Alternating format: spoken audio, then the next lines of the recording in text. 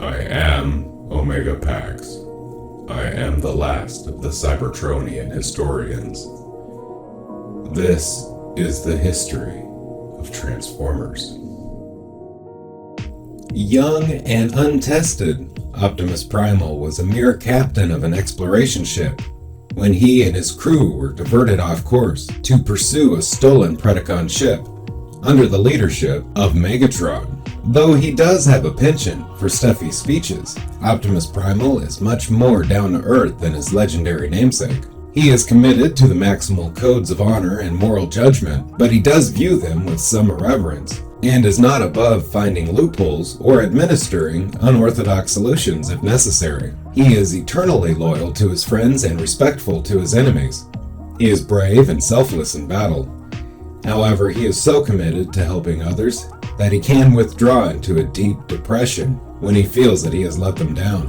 Optimus Primal is extraordinary for not only being able to distinguish himself despite the living shadow of Optimus Prime, but he may have even surpassed the greatest of the Autobots, seeing as he saved the life of his namesake and ushered in a new techno-organic Cybertron.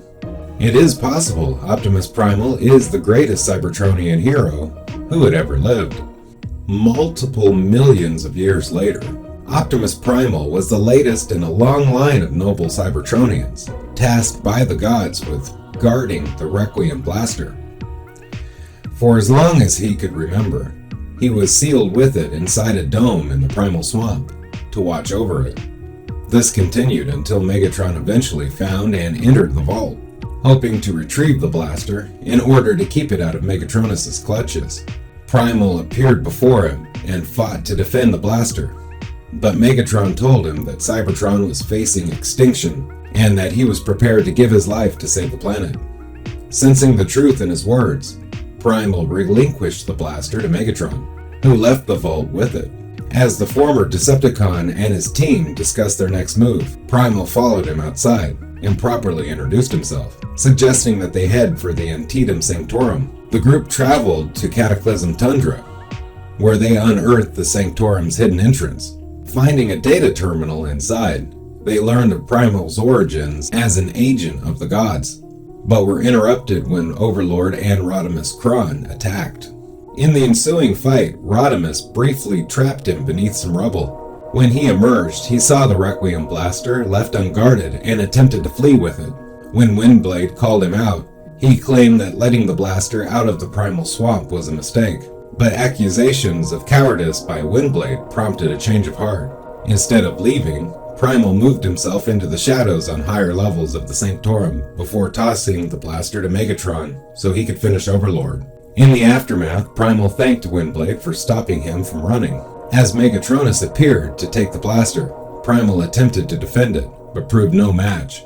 Following Megatronus' escape, Primal sided himself with the others in support of Megatron as they marched towards the Well of Sparks to finish things. Noticing the particularity of the labyrinth of tunnels, he mused to himself how much of Cybertron and the surrounding universe he had yet to discover due to his isolation.